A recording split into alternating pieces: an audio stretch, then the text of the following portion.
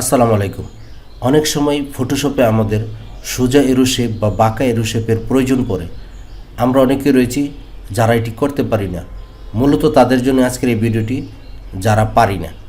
তো আপনি প্রথমে ফটোশপটি ওপেন করে নেবেন। নেওয়ার পর এখানে একটি আর্টবোর্ড নিয়ে নেবেন। আর্টবোর্ডটি নেওয়ার পর আপনারা এই যে লাইন অপশনটি রয়েছে তাতে আপনারা ক্লিক করে দিবেন। ক্লিক করে দেওয়ার পর দেখবেন উপরের দিকে কতগুলো অপশন এনেবল হয়েছে। আমি ক্লিক করে দিচ্ছি।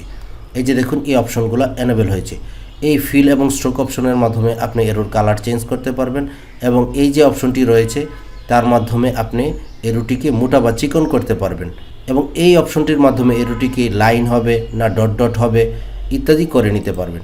তো এখন যদি আমি একটি রেখা টানি, আপনারা দেখতে পাবেন যে শুধু একটি রেখা হয়েছে কিন্তু এরো হেড হয়নি। আমি আপনাদের টেনে দেখাচ্ছি। এই যে দেখুন, শুধু রেখা হচ্ছে। আবার আরেকটি টানি, এই যে দেখুন রেখা হচ্ছে। এখন যদি আমরা এই রেখার এক প্রান্তে একটি এরো হেড দিতে চাই, আমরা এই সেটিং অপশনে চলে যাব। যাওয়ার পর আমরা এই যে এরো হেডস যে অপশনটি রয়েছে তার এই ইন্ড অপশনে টিক মার্ক করে দিব। টিক মার্ক করে দেওয়ার পর এইখানে দেখুন উইথ 35 রয়েছে, লেন্থ 35 রয়েছে এবং কনকেভিটি 30 রয়েছে। আপনারা এইগুলো পরিবর্তন করে দেখে নিতে পারেন যে এরো হেডটি আসলে কীরকম হয়। এরকম সেটিংয়ে আমি একটি রেখা টানছি। এই যে রেখা টানার পর দেখুন আমার একটি এরো হেড তৈরি হয়েছে। এখন আমি যদি দুই পাশে এরো হেড দিতে চাই, তাহলে আমরা আবার এই সেটিং অপশনে চলে যাব এবং সেটিং অপশনে যাওয়ার পর আমরা যে এরো হেডসের এই যে স্টার্ট অপশনে ক্লিক করে দেব। এখন স্টার্ট অপশনে এবং ইন্ড অপশন, মানে দুই প্রান্তেই এরো হেড তৈরি হবে। এখন এই কনকেভিটি হচ্ছে আপনার এরো হেডের প্রান্তটি কীরকম সুচালো হবে তা আপনি এখান থেকে নির্ধারণ করে দিতে পারেন। ধরুন আমি 50% দিয়ে দিচ্ছি। দিয়ে দেওয়ার পর আমি যদি এখন একটি রেখা টানি, আপনারা দেখতে পাবেন রেখাটির দুই প্রান্তে এরোহেড তৈরি হয়েছে এবং আগের যেই সুচালো প্রান্ত ছিল তার থেকে অনেক বেশি সুচালো এই প্রান্তগুলা হয়েছে। এখন আমাদের প্রয়োজন বাঁকা এরোহেড। বাঁকা এরোহেড তৈরির জন্য আমরা এখানে একটি লাইন টানব। লাইন টানার পর কিবোর্ড থেকে Ctrl+T প্রেস করব।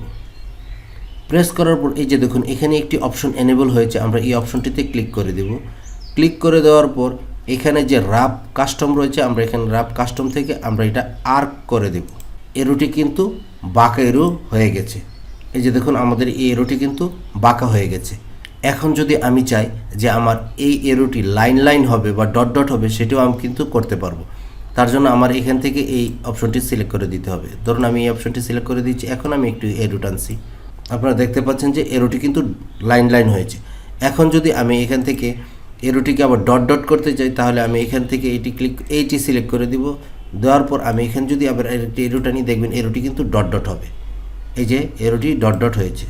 এবং এখন যদি আমি আবার এটি সিলেক্ট করে দেই, একটি বড় এরোটা নিই এবং এখান থেকে আমি বিভিন্ন এরো দেই, আপনারা দেখতে পাবেন যে সবগুলা এরো কিন্তু দুই প্রান্ত হচ্ছে। তো আমরা যদি সেটি পরিবর্তন করতে চাই যে শুধু এক প্রান্তই হবে, এখান থেকে আমরা স্টারটা তুলে দেব। তুলে দেওয়ার পর এখন যদি আমরা এরো টানি, দেখবেন যে আমাদের এক প্রান্ত কিন্তু এরো হচ্ছে। তো আশা করছি এভাবে আপনি ফটোশপে রাউন্ড এরোহেড বা স্ট্রেইট এরোহেড আঁকতে পারবেন। তো ভিডিওটি ভালো লাগলে আমার চ্যানেলটিকে সাবস্ক্রাইব করার অনুরোধ রইল। দেখা হবে অন্য কোনো নতুন ভিডিও নিয়ে। সে পর্যন্ত ভালো থাকুন। আল্লাহ হাফেজ।